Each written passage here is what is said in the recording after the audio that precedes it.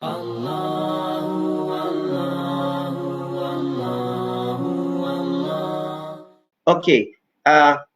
yang menyumbang kepada salah faham, menyumbang kepada kekeliruan ini, ada banyak sebab. Kadang-kadang mereka baca buku-buku Islam, mereka baca terjemahan.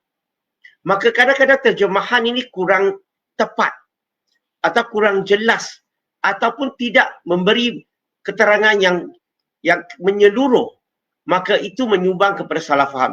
Dan kalau kita lihat, salah faham yang paling banyak sekali adalah video-video, tulisan-tulisan yang mereka keliru mengenai agama Islam. Nah, itulah yang banyak menyumbang kepada salah faham. Saya bagi contoh, pada tahun 1800 hingga 1950, dalam satu jangka masa 150 tahun, orang bukan Islam telah keliru, telah salah faham. Okey, telah menulis tidak kurang daripada 60,000 buku terhadap agama Islam. Itulah salah faham tu. Dan itulah yang menyumbang kepada banyak kekeliruan, terutamanya orang barat terhadap agama Islam. Wallahu alam. Baik, Alhamdulillah. Brother Lim, sambungan daripada apa yang tadi Brother Lim sampaikan, saya juga rasa begitu juga seperti media barat contohnya, kadang-kadang mereka tu menunjukkan ataupun membuat satu, they portray an image about Islam in a very negative manner, iaitu mereka menunjukkan elemen-elemen negatif untuk seolah-olah ingin mengkritik yang bahawa Islam ni, contohnya di antaranya mereka menuduh Islam itu agama yang mempromosi keganasan ataupun Islam itu adalah sebuah agama yang kuno dan sebagainya, backwards lah. Jadi sebenarnya yang tuduh ni adalah segelintir kecil saja, majoriti tidak. Jangan salah faham, bukan non-Muslim ni bukan sengaja ke atau bukan majoriti ke, tidak. Bagi saya segelintir yang sama ada mereka telah salah faham, tersalah tengok YouTube ataupun baca bacaan yang kurang tepat, dan kadang-kadang mereka tidak jumpa orang Islam, jumpa pakar Islam untuk clarification, untuk penjelasan. Itulah jadi masalah. Kadang-kadang salah faham tu berterusan dan bertambah. Wallahu alam. Baik, Alhamdulillah. Satu penjelasan yang sangat baik, Alhamdulillah. Saya nak memberitahu kepada semua yang sedang menonton, terima kasih atas tinggalkan komen daripada sahabat-sahabat kita, iaitu Ahmad, Waalaikumsalam, Bazid daripada Muar hadir, Syukri daripada Muar juga, Alhamdulillah. Siti Aisyah memberi salam, Assalamualaikum. Shika mencakap Alhamdulillah. Dan ada juga satu soalan di sini, saya tak pasti ini soalan ataupun mungkin satu komen daripada Siti. Dia kata antaranya ialah salah satu orang Cina dan India kurang pandai berbahasa Melayu. Itu mungkin sebabnya orang Islam susah nak sampaikan Islam. Baik, nanti kita akan datang kepada soalan anda, tetapi hari ini kita fokus dahulu kepada topik yang ingin disampaikan, iaitu menjawab fitnah terhadap Nabi Muhammad SAW. Baik, soalan pertama mengenai daripada topik ini ialah dalam satu masa tu di mana kita tahu masyarakat Arab selepas mereka memeluk Islam, mereka masih ada sebahagian daripada mereka yang mempunyai lebih daripada 4 orang isteri. Dan daripada itu, mereka tu seolah-olah poligami tu is unlimited lah. Berapa banyak dia nak kahwin pun boleh, nak berapa banyak isteri dan satu masa pun boleh. Jadi apabila datang perintah, Nabi seolah-olah menipu para sahabat. Suruh mereka ceraikan isteri-isteri mereka dan boleh simpan 4 saja. Jadi minta penjelasan daripada Brother Lim, kenapa Nabi dibenarkan untuk simpan 9 isteri pada satu masa, malah sahabat disuruh ceraikan. Dan seolah-olah bagi orang yang salah faham ni, mereka rasa Nabi telah menipu para sahabat. Silakan Brother Lim. Terima kasih Brother Fadli, soalan yang menarik. Ini soalan yang seringkali saya ditanya oleh sahabat-sahabat yang bukan Islam, tapi mereka tanya dengan cara yang sangat-sangat bagi saya sangat elok, bukan menuduh pun. Kadang-kadang mereka hanya nak tahu.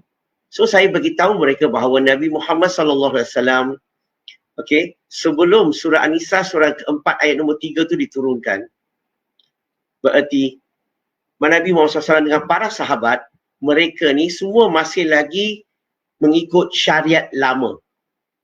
Okey, belum ada perintah lagi, maka mereka masih lagi ikut syariat yang sebelum itu. Dan Nabi Muhammad, mereka keliru sebab apa? Sebab Nabi Muhammad SAW pernah mempunyai 9 isteri. Okey? Dan para sahabat ramai yang juga mempunyai ramai isteri juga. Tapi selepas Allah wahyukan, turunkan wahyu surah Nisa surah keempat ayat nombor 3, bahawa lelaki maksimum boleh ada 4 isteri. Okey, maksimum boleh ada 4 isteri. Okey, bila ayat itu diturunkan, Nabi perintahkan para sahabat untuk sesiapa yang ada lebih daripada 4 isteri, maka lepaskanlah mereka ataupun ceraikanlah mereka. Tetapi masalah di sini adalah Nabi Muhammad SAW dia kekal 9 isteri tu. So, di sinilah mereka keliru, mereka, oh, kenapa Nabi perintahkan sahabat ceraikan isteri, dia kekalkan 9? Adakah Nabi menipu? So, inilah persoalan yang mereka bertanya. Bagi saya, untuk memahami Al-Quran, bagi mereka yang tonton hari ini, kita kena baca Quran untuk memahami konteks Quran itu.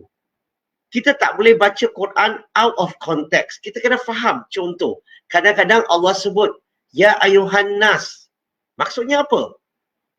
Allah cakap dengan orang Islam ke? Ataupun Allah bercakap dengan seluruh umat manusia?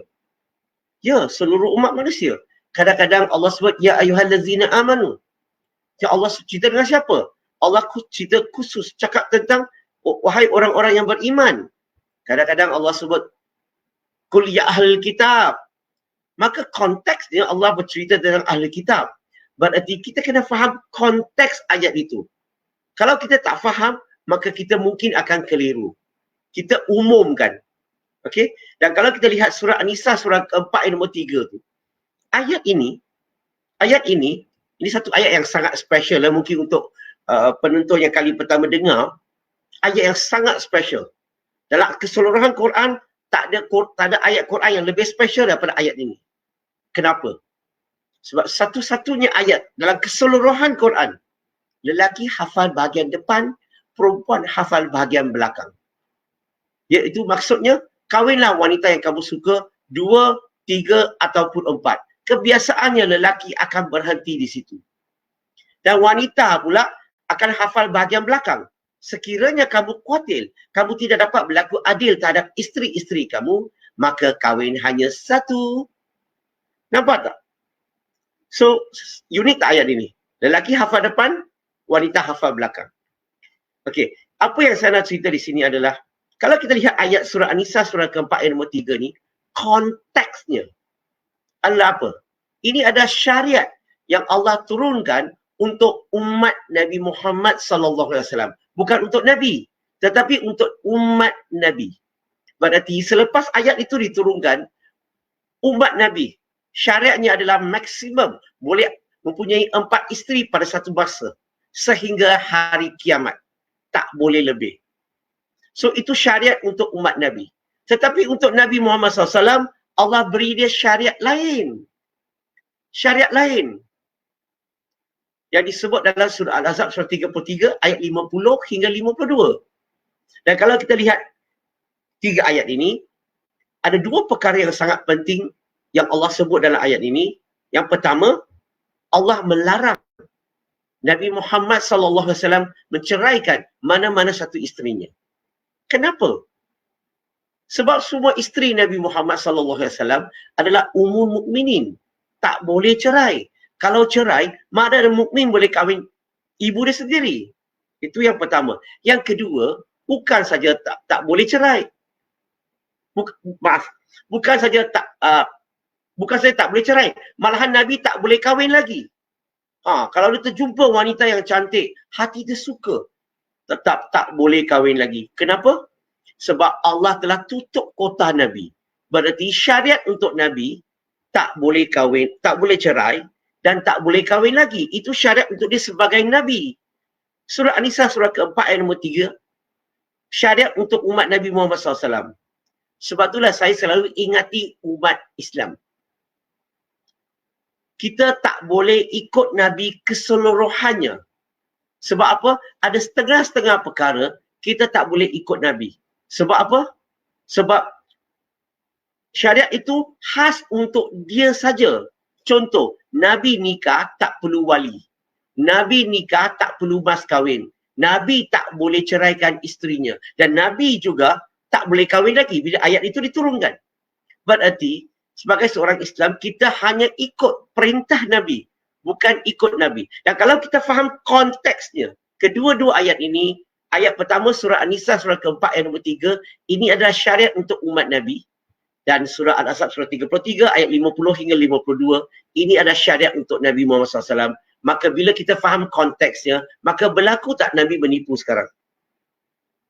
Tidak berlaku lagi. Wallahu alam. Allah